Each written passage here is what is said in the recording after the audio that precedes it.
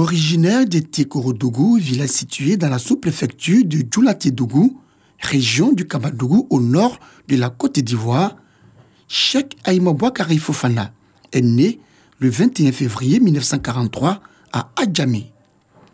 Durant son parcours universitaire, le président du Conseil supérieur des imams, des mosquées et des affaires islamiques, COSIM, va allier connaissances religieuses et académiques. Titulaire d'une maîtrise en sciences commerciales obtenue dans l'une des plus prestigieuses universités du monde, l'université Al-Azhar d'Égypte, c'est au sein d'une banque de la place qu'il mettra en évidence ses compétences. En plus de ses fonctions professionnelles, Cheikh Boakari Fofana occupera le poste d'imam principal de la mosquée des Deux Plateaux à Guien jusqu'à son décès ce dimanche 17 mai. Il sera également le porte-parole du Conseil supérieur des imams en Côte d'Ivoire avant d'être conduit à la tête du COSIM par ses pairs. Il est à l'origine de la mise en place de nombreuses associations et institutions. L'Institut international de l'imama en Afrique, le CENI, l'AEMC, la LIPSI et l'AGMC, entre autres.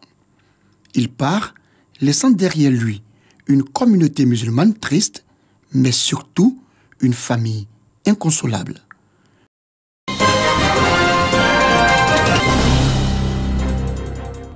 Ce lundi 18 mai 2020 restera gravé dans la mémoire de ces tout-petits, eux qui avaient l'habitude de jouer ensemble, de se taquiner, d'avoir un voisin de classe.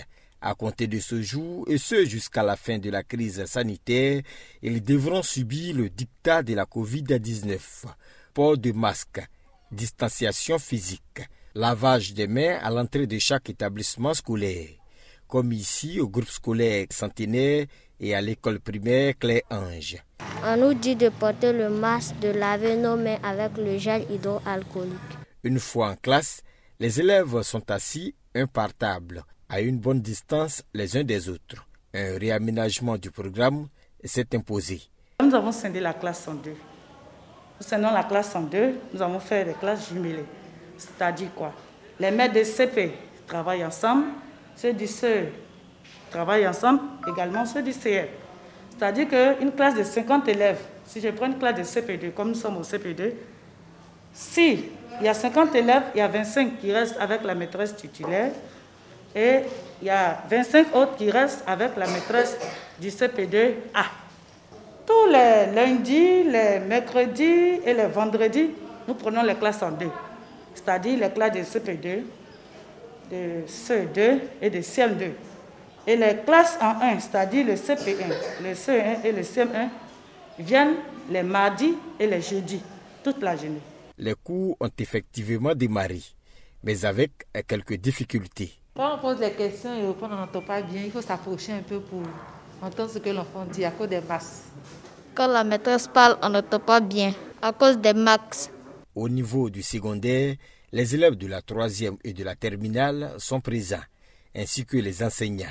Ça se passe bien et je pense qu'il nous appartient de mettre le paquet pour qu'on puisse boucler l'année. Nous constatons que la rentrée est effective. Partout où nous sommes passés, nous avons rencontré les enseignants, nous avons vu également les élèves. Je demande aux parents également de nous aider, d'aider leurs enfants. En venant ici à l'école, il faut que les parents s'assurent que leurs enfants ont leur cache-nez. Les élèves n'ont qu'une seule prière. Cette situation, ça ne me plaît pas. Parce que je ne peux plus jouer avec mes amis, manger avec eux.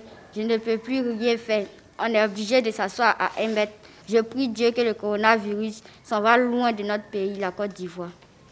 Vivement que cette prière soit entendue.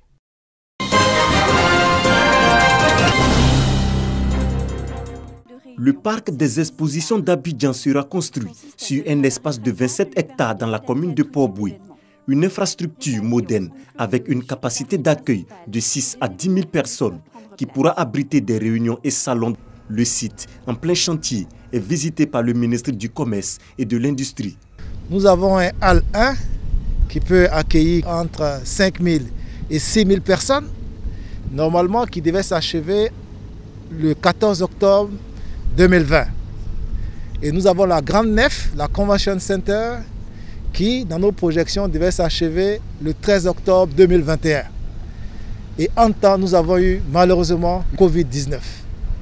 Et cette situation, en fait, nous a retardé d'environ 2 à 3 mois.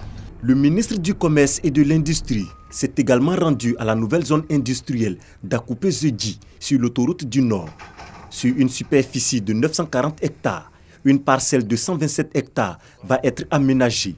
La réalisation des voies d'accès est en cours.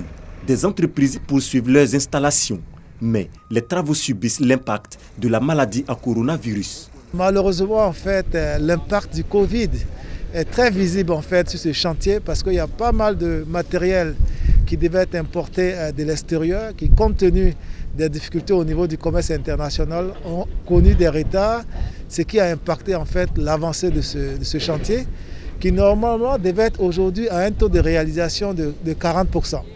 Mais nous sommes aujourd'hui à 20% de réalisation. Le développement industriel de la Côte d'Ivoire est donc en marche. Le ministre Souleymane Diarra-Souba lance un appel aux opérateurs du secteur. Je leur lance à nouveau un appel de pouvoir en fait construire les unités industrielles dans les zones industrielles qui sont réalisées par l'État de Côte d'Ivoire pour eux et non en dehors des zones industrielles. Parce que ici, toutes les commodités sont réunies pour qu'ils puissent exercer leurs activités en toute sérénité. L'aménagement de 127 hectares sur le site de la nouvelle zone industrielle concerne la voirie, l'assainissement, l'électricité, l'eau potable et la télécommunication.